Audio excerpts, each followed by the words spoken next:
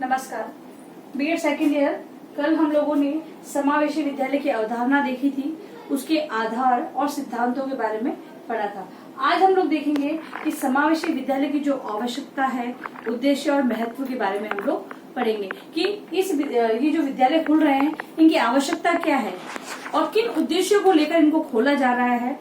क्या वो खोलने का उसका कोई महत्व है, उसकी इम्पोर्टेंस है, ये कहाँ पर काम आएगी। तो हम लोग इन बिंदुओं के माध्यम से देखेंगे कि समावेशी विद्यालय की आवश्यकता, महत्व और उद्देश्य क्या है।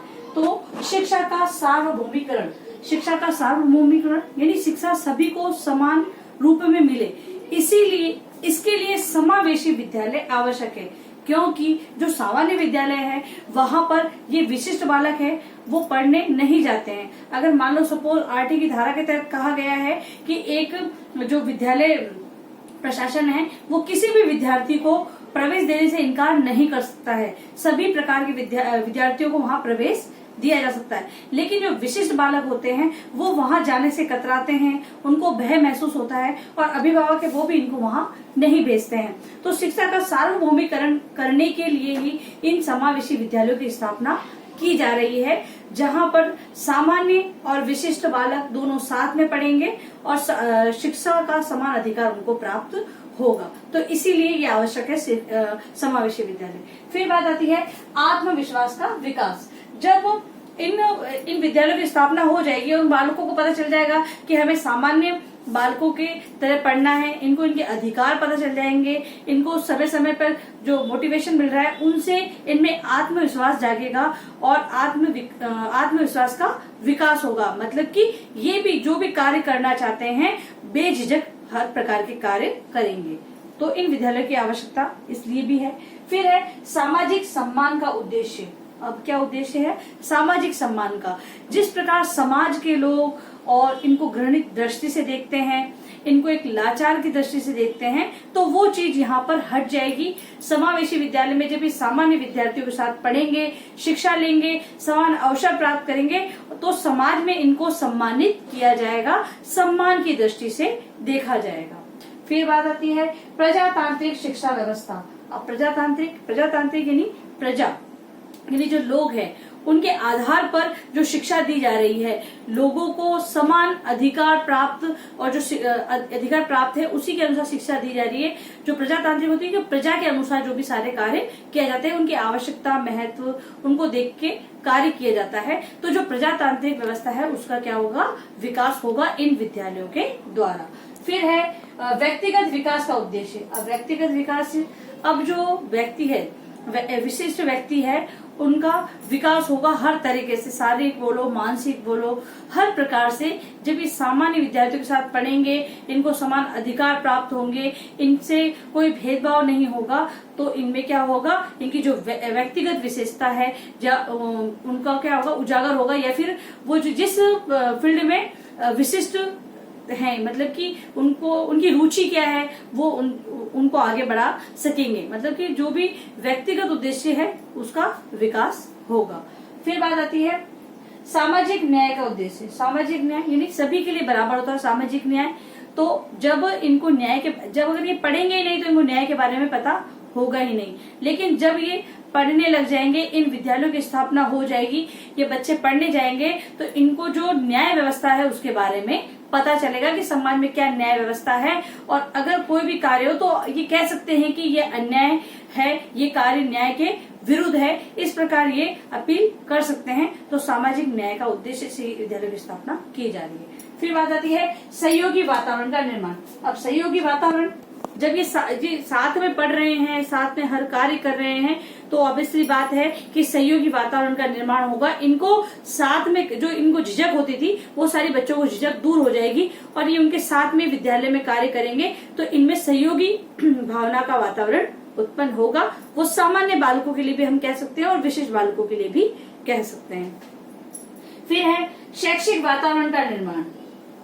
जब अब अगर एक बालक होगा मान लो विशिष्ट और पूरी कक्षा सामान्य होती है, तो वहां ऐसी स्थिति उत्पन्न हो जाती है कि शिक्षा का वातावरण नहीं होता है, क्योंकि जो बहुत से बच्चे होते हैं जो इस मतलब कि ऐसे उद्दंड बच्चे होते हैं जो उनको परेशान करने में रहते हैं, तो उनके कारण वो दूसरे बच्चे उनके साथ में मिलकर उसको परेशान करने लग जाते हैं। लेकिन जब ये विशिष्ट वालों को विशिष्ट विद्यालय की स्थापना होगी तो यहाँ सामान्य और विशिष्ट दोनों साथ में पढ़ेंगे, यानी कि जो विशिष्ट विद्यार्थी है उनकी भी क्वांटिटी ज्यादा होगी, मतलब कि वो भी ज्यादा होंगे, मतलब कि उनकी भी संख्या ज्यादा होगी, तो वो साथ में पढ़ेंगे, तो इनको इनमें से कोई मतलब वो नहीं होगा, तो शैक्षिक वातावरण का निर्माण होगा, पढ़ाई की जो वातावरण है उसका निर्माण वहां पर होगा, क्योंकि दोनों ही समान होंगे वहां पर। फिर बात आती है शैक्षिक अवसरों की समानता। अब शैक्षिक अवसर मतलब कि शिक्षा से संबंधित कोई भी अवसर है, मान लो परीक्षा से संबंधित हो गए, कोई भी मूल्यांकन विधि होगी, या पाठ, अगर मान लो कक्षा की बात ली जाए तो अगर टीचर पाठ पढ़ा रहा है,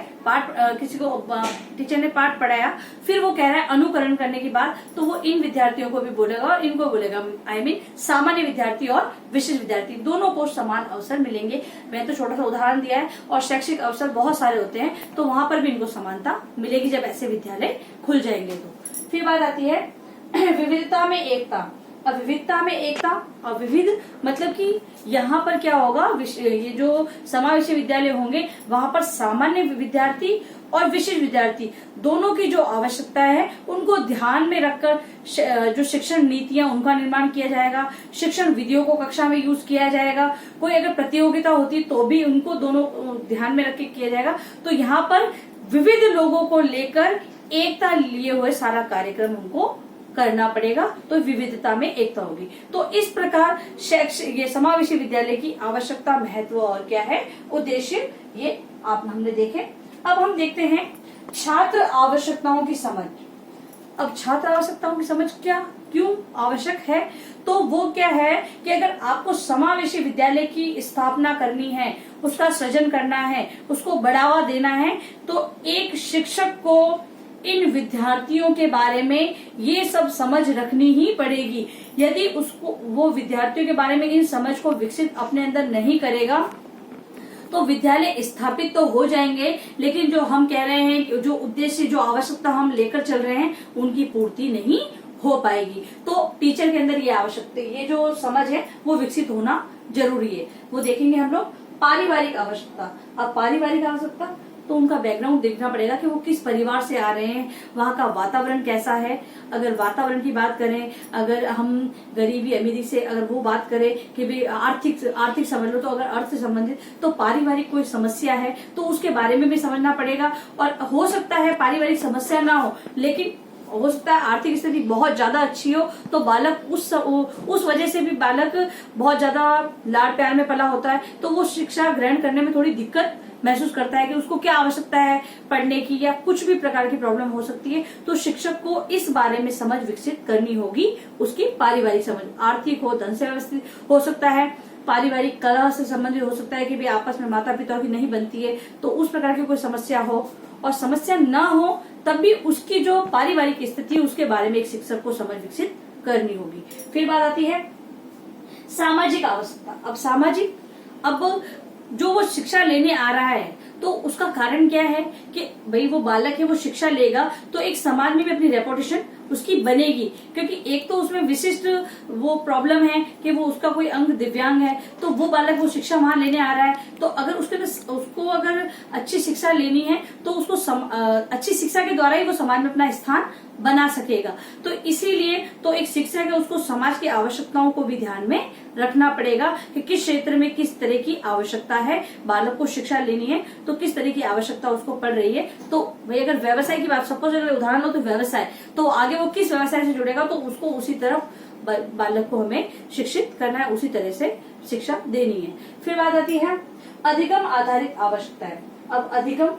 अब सीखने की आवश्यकता। अब जो बालक है वो सीख रहा है तो आपको और मोटिवेशन कैसे करना है और किस प्रकार सिखाना है, और अगर नहीं सीख पा रहा है तो उसकी समस्या क्या है तो उसके बारे में निराकरण हमें करना पड़ेगा। पहले तो समस्या का पता लगाओ और फिर निराकरण करो। तो इस प्रकार की अधिगम संबंधी जो समस्या आ रही है, समस्या भी हो सकती है और उसको बढ़ावा देने की बात भी हो सकती है, दोनों बात को हम यहाँ पर ले रहे हैं। तो केवल बात को समझ किए तो किस प्रकार की आवश्यकता है उसको, तो वो हम लोग समझेंगे।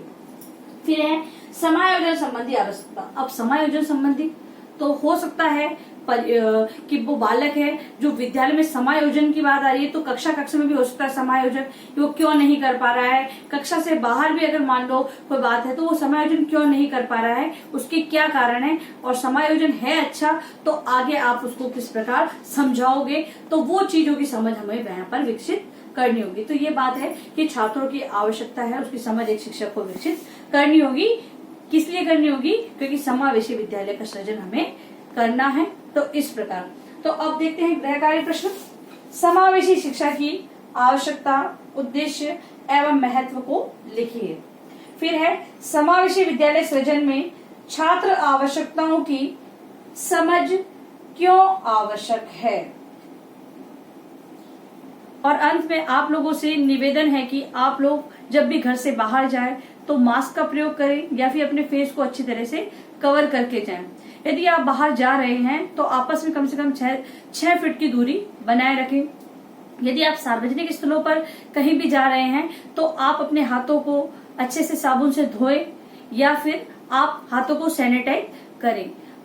सुरक्षित रहें और सभी का ध्यान रखें। धन्यवाद।